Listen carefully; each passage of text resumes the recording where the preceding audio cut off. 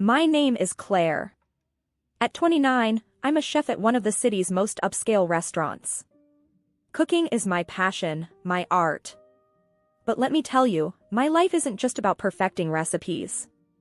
It's also about dealing with a recipe for disaster, namely, my mother-in-law, Margaret. I met Alex, my husband, in a way most people do these days, online. We clicked instantly. He was charming, with a smile that could light up the darkest room. We married within a year, a small ceremony but filled with love. That's when Margaret entered the picture, and let's just say, she wasn't the typical doting mom. It was a crisp autumn evening when I first met her. Alex had arranged a dinner at our place. I remember being nervous, wanting to impress her. "Mom, this is Claire. She's an amazing chef," Alex had introduced me with pride in his voice. Margaret, a tall woman with sharp features, had looked me up and down, her eyes lingering on my apron like it was a piece of alien clothing.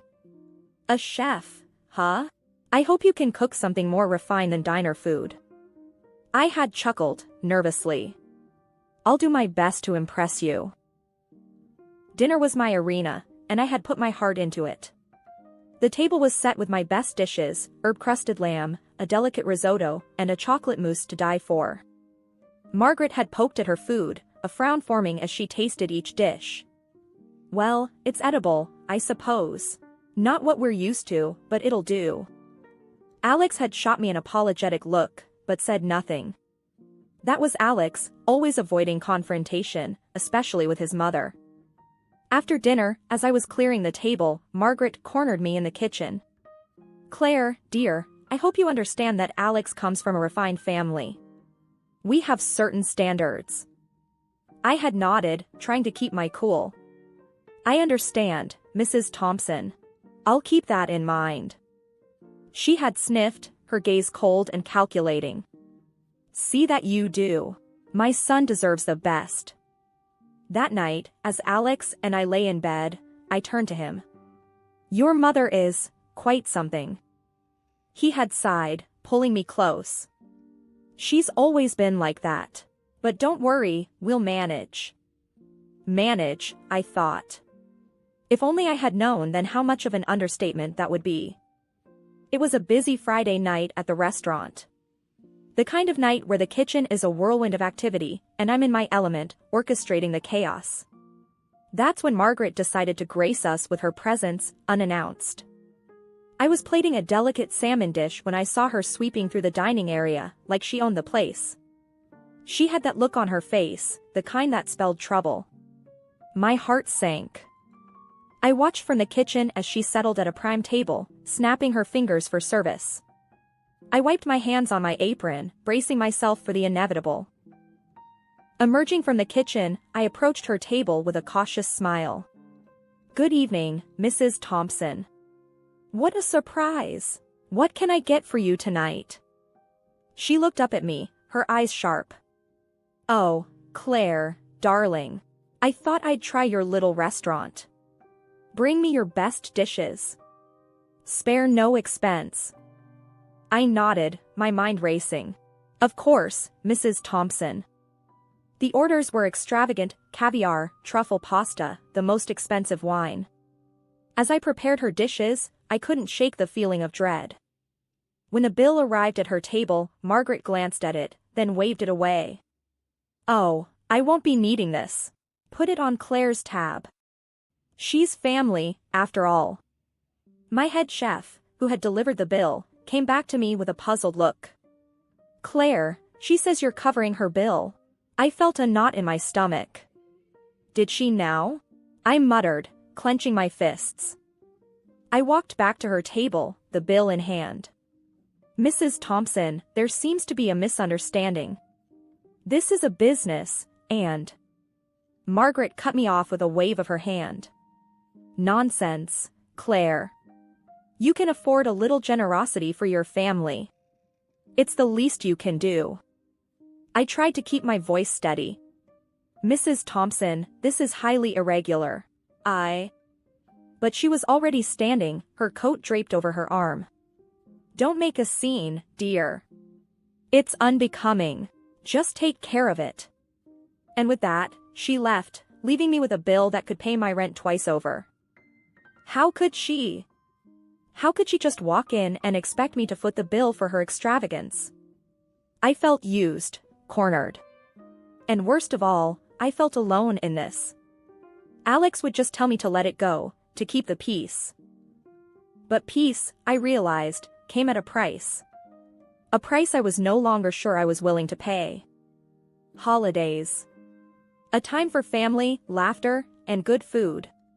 Well, in my world, it meant one thing: cooking up a storm for Margaret's never-ending guest list and dealing with her endless demands.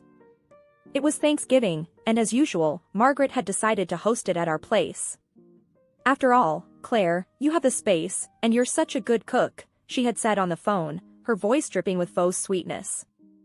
The day before Thanksgiving, I was in the kitchen, buried under a mountain of groceries that I had paid for, of course. The menu was a laundry list of Margaret's favorites, no regard for what I or anyone else liked. As I was peeling potatoes, Alex walked in, looking sheepish. "Babe," Mom called. "She wants to add a few more dishes. Some relatives just RSVP'd." I looked at him, my hands covered in potato skins. "More dishes? Alex, I'm already swamped here." He shrugged, avoiding my gaze. "I know, but you know how she is. It's just a few more people." "Just a few more people," I muttered. It was always just a few more people. The day of Thanksgiving was a blur. I cooked and cooked, the kitchen a battleground. When the guests started arriving, I was still in my apron, a whirlwind of pots and pans. Margaret swept into the kitchen, her nose in the air. "Claire, dear, do make sure everything is perfect. We have some very important guests." I forced a smile. "Everything's under control, Mrs. Thompson." The dinner was a hit, or so it seemed. I barely had time to sit down, let alone eat. Margaret played the gracious host, basking in the compliments, as if she had slaved over the stove all day. After the guests had left, I was clearing up, my back aching, my feet sore. That's when Margaret decided to give her feedback.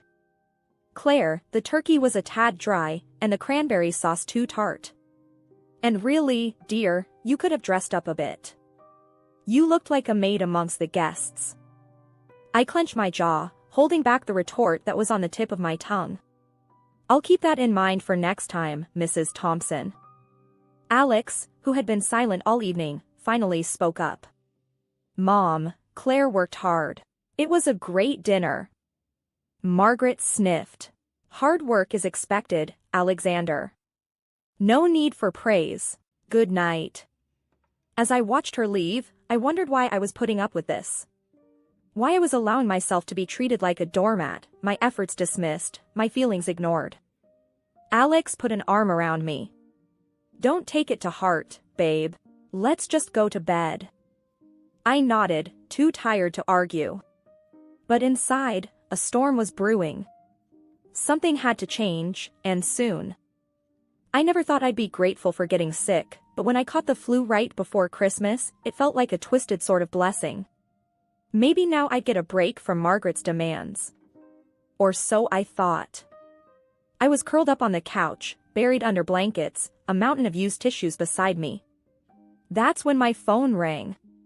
It was Margaret, of course. "Claire, dear, you do remember Christmas is at our place this year. You'll be cooking, won't you?" Her voice was as cold as the winter outside. I croaked into the phone, "Margaret, I'm really sick. I don't think I can." She cut me off, her tone icy. "Sick? Convenient timing, I must say. We're counting on you, Claire. Don't be selfish." Selfish? I couldn't believe my ears. "Margaret, I can barely stand up. I'm contagious." There was a pause, then a huff. "Fine. We'll manage somehow. Don't expect us to be sympathetic." The call ended, and I was left staring at the phone, a mix of anger and disbelief churning inside me. Later that day, Alex came home, his face tense. "Mom called me. She's really upset, Claire. She thinks you're faking it. Faking it? I sat up, the room spinning a bit. Alex, look at me. Do I look like I'm faking? He sat beside me, his expression softening. No, you look terrible. But you know how Mom is. She's stressed about Christmas. Stressed? What about me? Sick, exhausted, and now accused of lying. Alex, I need you to understand. I'm really sick. I can't cook for Christmas. He sighed, running a hand through his hair. I know. I'll talk to her. Just rest, okay? Rest. Right. As if I could rest with Margaret's words echoing in my head. The next few days were a blur of fever, chills, and restless sleep. Miraculously, I started feeling a bit better just before Christmas. Not great, but no longer on death's door. I told Alex, hoping for some understanding. Instead, he said, "That's great, babe. So you can make it to Mom's for Christmas, right?" I stared at him, my heart sinking. Alex, I'm still weak. I can't cook for everyone. He looked disappointed, almost hurt. But it's Christmas, Claire. Mom's expecting us. Can't you just make a small effort? Small effort? I was fighting to get out of bed, and he wanted a Christmas feast. No, Alex. I can't, and I won't. My voice was firm, a hint of the frustration I'd been bottling up coming through. He didn't say anything, just nodded and walked away. As Christmas Eve approached, I was still reeling from the flu.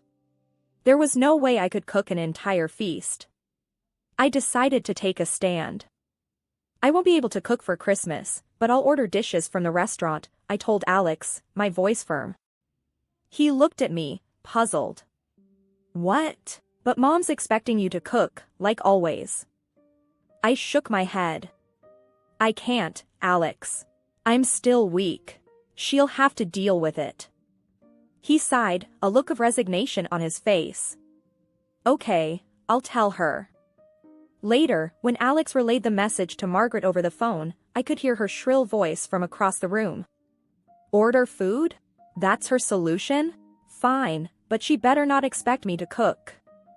Christmas Eve arrived, and the delivery man from my restaurant showed up with the food. Margaret was there to meet him, signing the delivery papers without so much as a glance. Little did she know what she was actually agreeing to. As we gathered for dinner, I could feel Margaret's eyes burning into me. Too lazy to cook, Claire? Taking the easy way out, I see. Her words stung, but I bit back a retort. Alex was silent, his eyes fixed on his plate. Throughout dinner, Margaret's comments flew fast and furious. Can't even cook a meal for her family. What kind of wife are you, Claire? I clenched my fists under the table, my patience wearing thin. Alex didn't say a word, his silence a heavy presence at the table. After dinner, as I helped clear the table, Margaret cornered me. You've outdone yourself with laziness this year, Claire. Can't even cook a simple Christmas dinner. I turned to her, my voice slow but fierce. I was sick, Margaret. I did what I could. She scoffed, her voice dripping with disdain. Sick? Looks more like laziness to me. You've just taken the easy way out. I stared at her, my anger boiling over. I'm not your personal chef, Margaret. I'm not here to bend over backward for you. Her eyes widened in shock, and used to being spoken back to. But I was past caring. Alex finally spoke up, his voice weak. Mom, Claire's right. She was sick. But Margaret brushed him off, her gaze still fixed on me. You've made your point, Claire. Don't expect any sympathy from me. As all the guests gathered in the living room, I stood up, the eyes of the guests curiously fixed on me. A sly smile played on my lips, a sense of retribution fueling my courage. Before everyone leaves, I have something to say, I announced, my voice steady, yet loud enough to cut through the post-dinner chatter.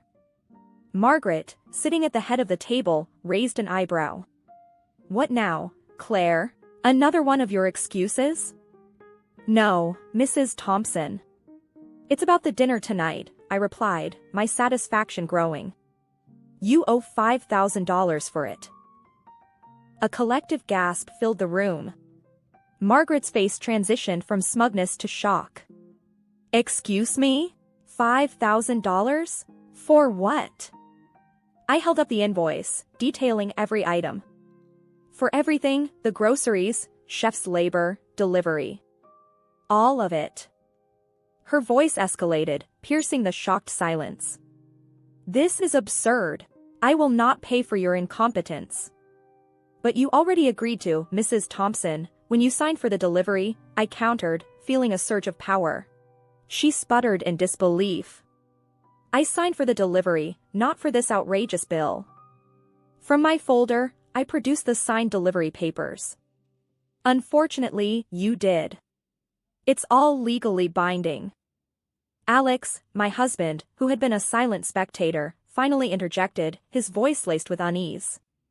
Claire, isn't this a bit much? Margaret turned to him, her eyes alight with vindication. See, even your husband knows you're being unreasonable. I faced Alex, my resolve unwavering. It's not unreasonable, Alex. Your mother needs to understand the cost of her demands. Margaret stood, her chair scraping loudly against the floor. I will not be swindled by you. One of the guests, an elderly aunt, spoke up tentatively. Margaret, dear, if you signed it, it does seem fair to honor it. Margaret shot her a withering look. Fair? This is daylight robbery. Alex tried to calm the waters. Mom, let's discuss this rationally. Maybe there's a misunderstanding. There's no misunderstanding, Margaret shrieked. Claire is exploiting us. I interjected, my patience fraying. Exploiting? I'm asking to be paid for professional services, Mrs. Thompson. The room had fallen into an uncomfortable silence, the tension almost tangible. Margaret's gaze was venomous. This is a declaration of war, Claire. You will pay for this. I met her gaze, my voice steady. I'm standing up for myself, Mrs. Thompson. That's all. As she stormed out of the room, the guests exchanged uneasy glances, whispering among themselves. Alex approached me, his expression a mix of frustration and disbelief. Claire, why did you have to do this? In front of everyone. I looked at him, a sense of finality settling in my heart. Because, Alex, it was time. Time to show that I won't be pushed around anymore. Not even by your mother. The guests began to disperse, the mood somber, the festive spirit lost. I knew this was a turning point, a moment that would define the future of my relationship with Margaret and maybe even with Alex. The morning after the Christmas debacle was a battleground in our kitchen. The air was thick with resentment and unsaid words. Alex had obviously talked to his mother before, broke the silence with a voice sharpened by anger. You humiliated my mother, Claire. In front of everyone. How could you? I slammed my coffee cup down, my patience frayed to its limits. Humiliated her? Alex, she's been walking all over me for years. When will you see that? He glared at me, his words cutting through the air. She's my mother, Claire. She was just being herself. You didn't have to go and make a scene. I stood up, my own anger rising. Being herself? You mean being overbearing, insulting, and downright disrespectful? And you never did a thing to stop her. He scoffed, his voice dripping with sarcasm. Oh, so now I'm the bad guy? She's always right, Claire. You just don't understand her. I stared at him in disbelief. Always right? Even when she treats me like dirt? Is that what you really think, Alex? He didn't back down. Yes, I do. She's my mother. She comes first. That was the last straw. I felt something inside me snap. First? What about your wife, Alex? Where do I come in your life? He didn't answer, just gave me a cold, hard look. I took a deep breath, my decision clear in my mind. You know what, Alex? I'm done. I can't do this anymore. I'm filing for divorce. His face went from anger to shock. Divorce? You're going to throw away our marriage over this? I shook my head, a bitter laugh escaping my lips. No, Alex. I'm saving myself. From your mother, and from a husband who won't stand up for his wife. He looked like he wanted to say something, but no words came out. Instead, he just stormed out of the kitchen, leaving me standing there, a mix of anger, relief, and sadness swirling inside me. The rest of the day passed in a tense silence. The chasm between us had grown too wide to bridge. I knew I had made the right decision, but it didn't make it any less painful. Months had passed since I filed for divorce. The world I once knew had crumbled, but from its ashes, I was building something new, something that was mine.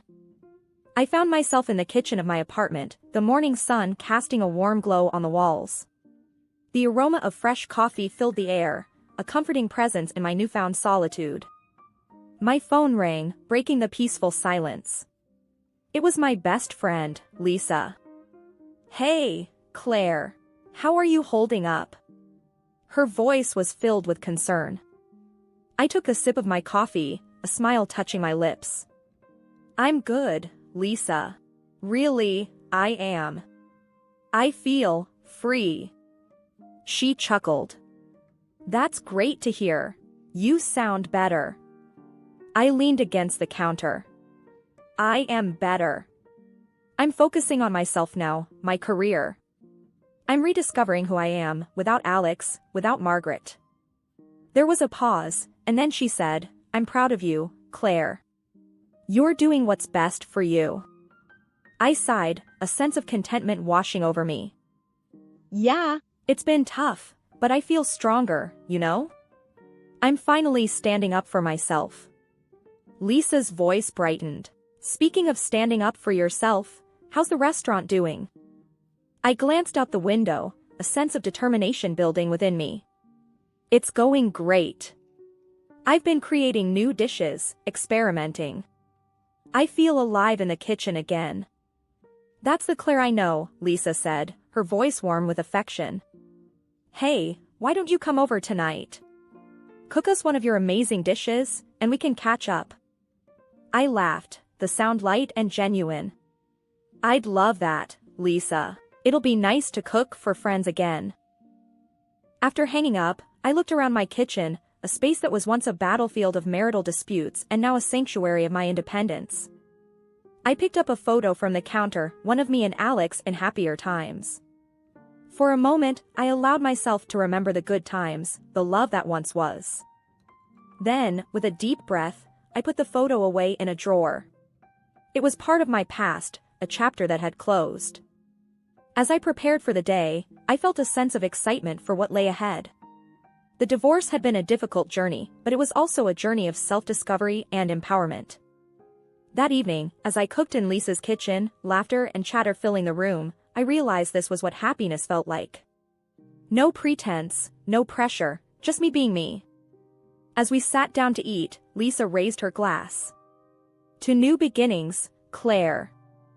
I raised mine, a smile spreading across my face. To new beginnings.